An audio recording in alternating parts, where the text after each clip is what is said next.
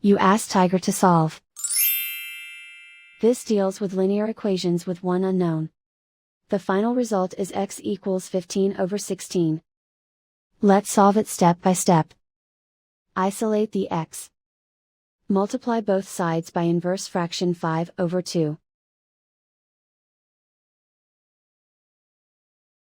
Group like terms. Multiply the coefficients. Simplify the fraction. Multiply the fractions. Simplify the arithmetic.